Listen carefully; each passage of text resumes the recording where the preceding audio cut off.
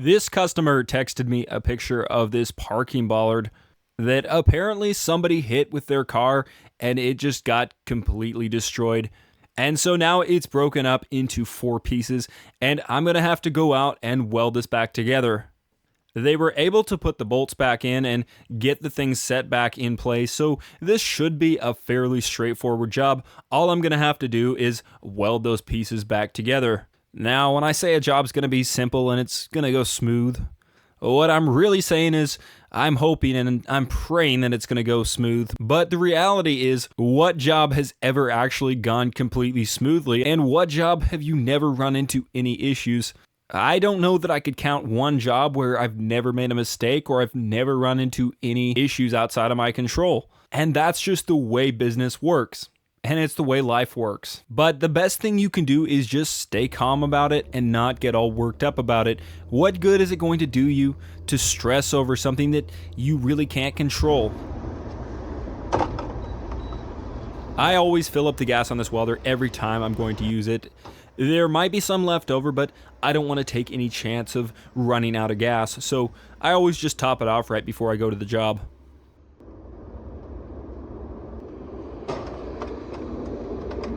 When I got on site, this bollard looked exactly like it did in the picture, and it looked like it was going to be a very straightforward job.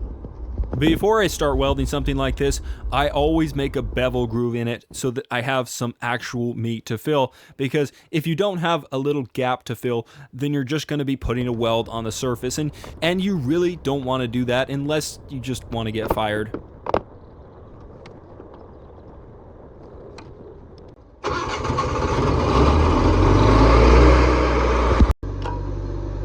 At first, I tried to put my ground clamp on one of these bolts, but the paint on this bollard was pretty thick, so I couldn't strike an arc. What I had to do instead is go ahead and grind this down a little bit, and then I was able to set my clamp right on top of the bare spot and then start welding. Now, one of the things that I didn't realize until I got on site is that this is actually cast iron. And if you know anything about cast iron, when you try to weld it, it does not play fair. So the question now is, am I even going to be able to complete this job? Because I've tried to weld cast iron in the past and it just has not worked that well. After you kind of get a weld in it, it usually just kind of falls apart. So we'll see what happens.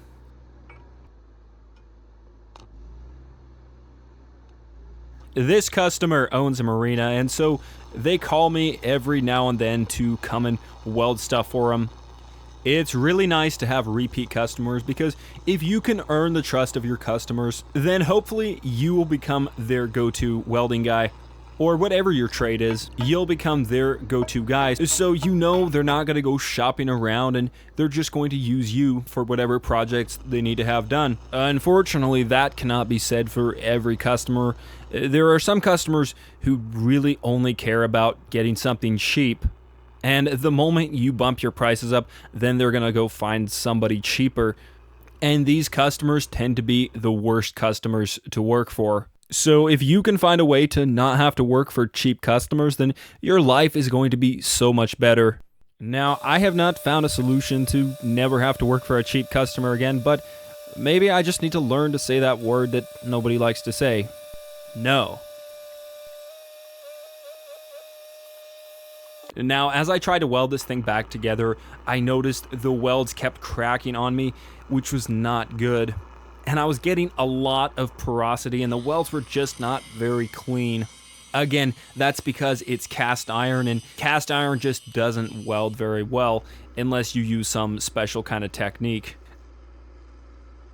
The best way you can fast track getting some repeat customers is be respectful to the customer, treat them well, don't be disrespectful, and of course you have to do a good job so that they actually want to call you back. But then another thing is you have to stay humble and admit when you make a mistake. Don't try to cover up your mistakes, because that's just going to make you look really shady. Having this mobile welder slash generator just opens my business to so many more options. Is before I had to take my welder out and hope there would be a 110 plug on site that I could plug into, but now I just throw this in the back of my truck and I can go almost anywhere. As long as my truck can get there, my welder can get there.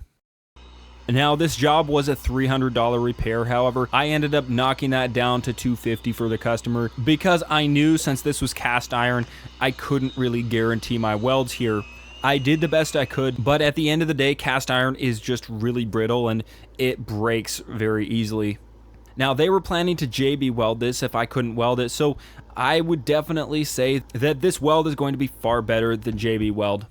I hope you enjoyed this video. If you did, please hit that thumbs up button, leave your comments down below, and please hit that subscribe button.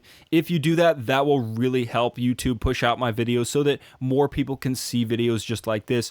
And if you enjoyed this video, I think you'll also really enjoy this video, making money with small welding repairs. Go ahead and check that one out, and Lord willing, I will see you on the next video.